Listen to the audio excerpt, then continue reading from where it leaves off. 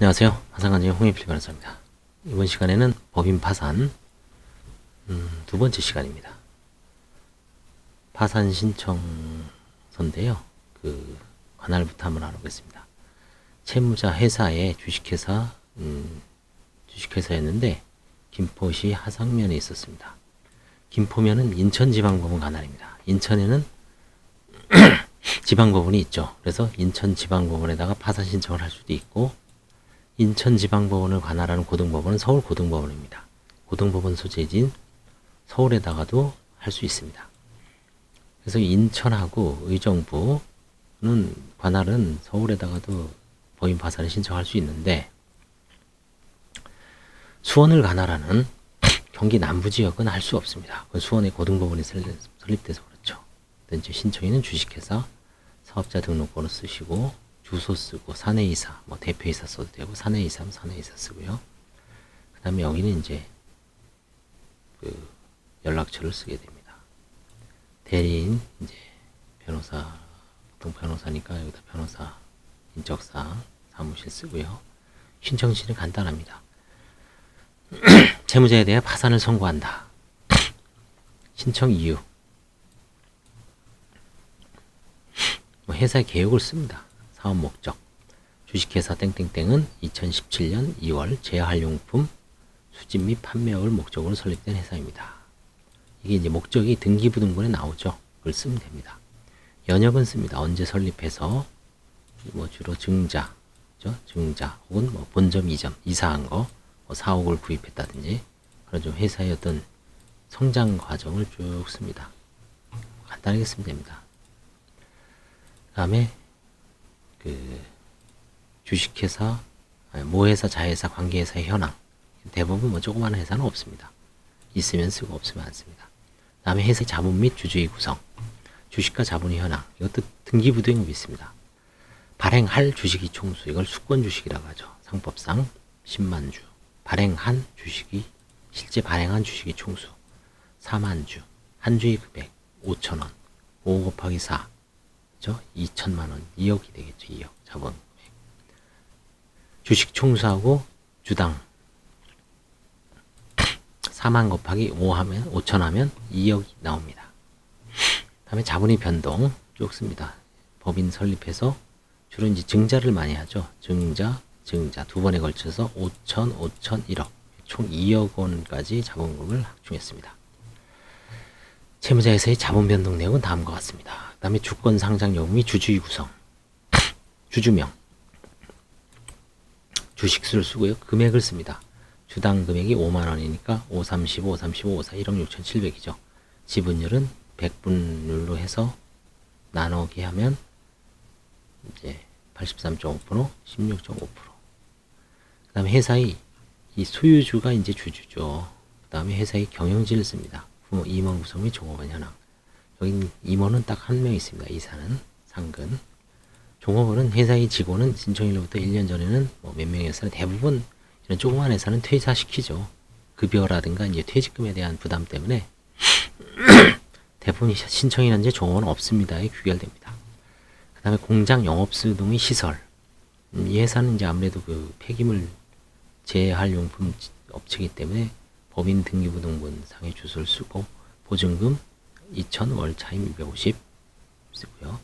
그 다음에 이제 공장이라든가 영업소가 있을 때는 그걸 씁니다. 이 회사도 김포에 아마 사무실 겸 공장 같이 있습니다. 사업 감독 관청을 씁니다. 김포시청. 업무 현황, 주영업 종목, 재활용품 수집 및 압축 가공, 쓰레기 수집이라는 얘기죠.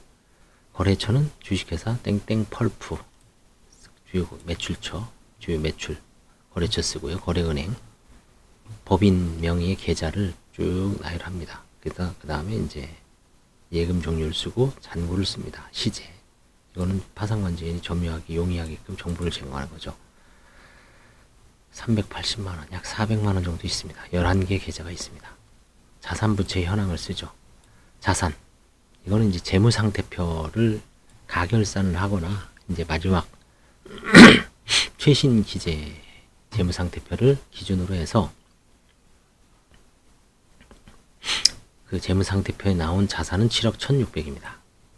근데 실제 청산할 경우는 459만 원밖에 안 돼요. 왜냐? 실제로 이 돈이 거의 없죠. 분식회계가 많고요. 그렇죠? 이 주요 내용을 씁니다. 계정을 잡아서 그대로 이제 뺏기고 씁니다. 이건 뭐 회계사나 세무사가 해놓은 거기 때문에 그대로 옮겨줍니다. 유동자산. 유동자산은 현금이 현금성 자산. 2020년 12월 30일자를 기준으로 현금성 자산은 765만 원이라 있다고 재무상태표에는 작성이 있는데 실제 해자의 계좌에는 415만 원이 빼내 없습니다. 그 내용을 쭉 씁니다. 11개의 계좌. 매출 채권을 씁니다. 매출금, 파지 매각으로 해서 485만 원 받을 게 있다. 매출처. 상대방 회사죠. 돈 꽂은 거 있으면 쓰고요. 그 다음에 미수금 쓰고요. 그 다음에 재고자산 있으면 쓰고 없으면 안 쓰고요. 비유동자산. 비유동자산은 이제 유동자산이라는 건 이제 현금성, 현금화하기 쉬운 자산을 말하는 거고, 비유동자산은 반대죠. 고여 있는 거죠. 출자금 같은 거. 뭐 건설공제조합에 출자금 많이 하죠. 그 다음에 이제 뭐 협동조합 같은데 동업조합에 출자금 많이 합니다. 퇴직연금 운영자산. 이거 퇴직연금 389만 원. 대표적인 비유동자산은 부동산이죠, 부동산. 부동산이 있으면 여기다 이제 현황을 쭉 씁니다. 차량도 비유동자산이라고 할 수 있습니다. 차량 운반고를 씁니다. 비품. 사무실 비품 말하는 건데, 없습니다, 여기는. 그 다음에 지적자산권, 개발비, 특허권, 회원권. 이거 씁니다, 있으면. 임대보증금, 공장보증금 2천만 원이죠. 씁니다. 그 다음에 이제 자산을 썼죠. 부채를 써야죠. 부채는 총 8억. 파산신 정시에 8억. 채권자 총수는 28개. 세부 내역은 이제 이렇게 나눠서 씁니다. 이해하기 쉽게. 담보채무, 부담보채무, 그 다음에 우선적 채권. 이거는 이제 파산 신청에서 선고가 되면 중에 재단 채권이죠. 조세, 지방세, 공공보험료, 임금퇴직금. 그 다음에 담보부채무를 쓰고요. 여기 이제 부동산이 없으니까 담보부채무도 없습니다. 주로 이제 무담보채무죠. 금융기관 대여금 2억 8,500, 설해, 거래처, 상거래 4억 3천, 뭐 카드 대금, 차량 할부, 리스료 이걸 쭉 씁니다. 파산 원인이 존재 및 회사가 파탄에 예기된 사정을 대략적으로 씁니다.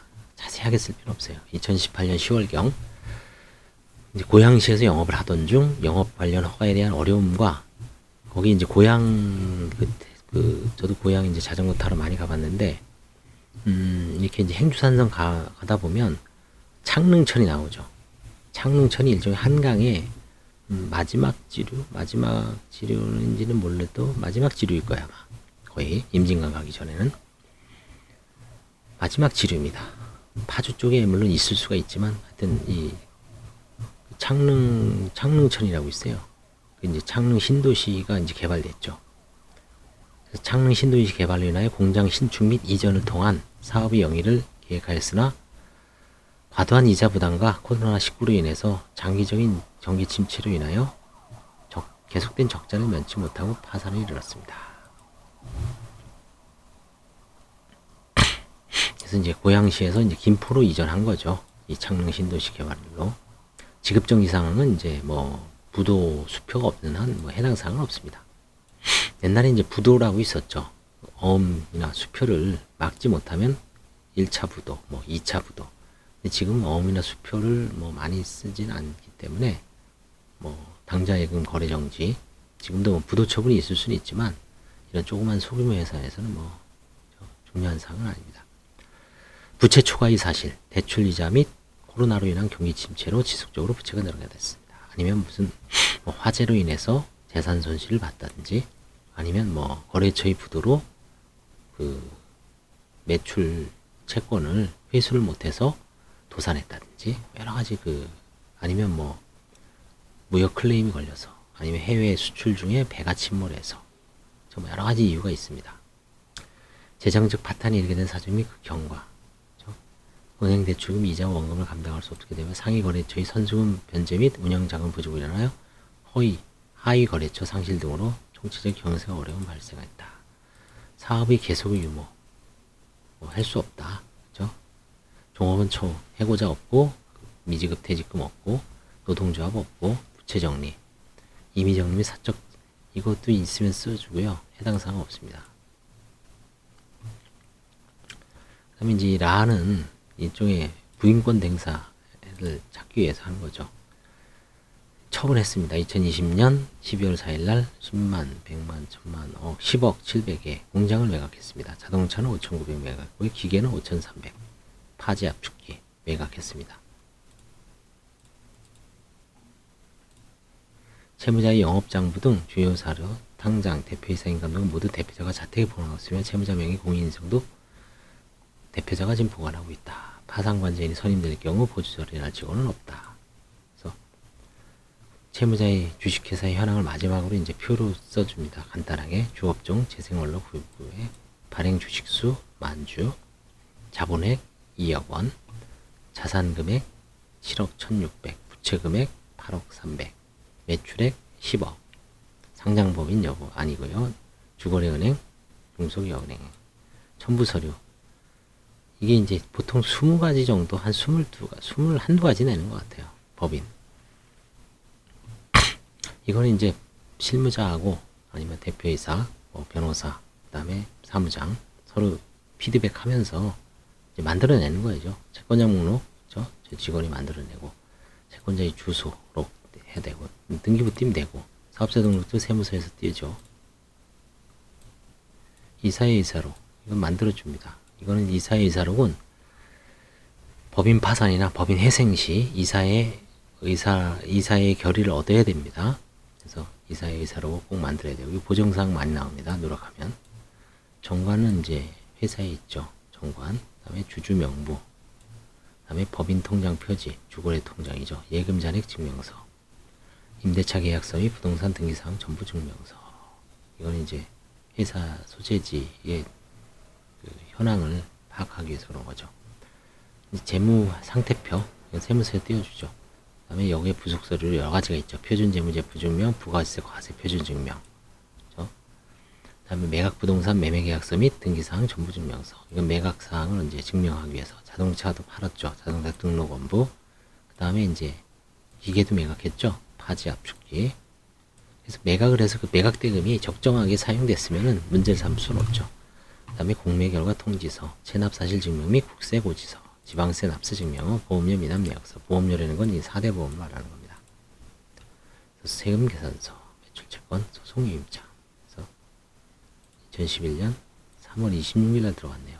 최근 7개월 만에 끝났습니다. 법인 파산 금방 끝납니다. 나눠줄 재산이 별로 없으니까요. 현금 몇백만 원 있던 거 다 나눠주고 파산 폐지됐고 끝났습니다.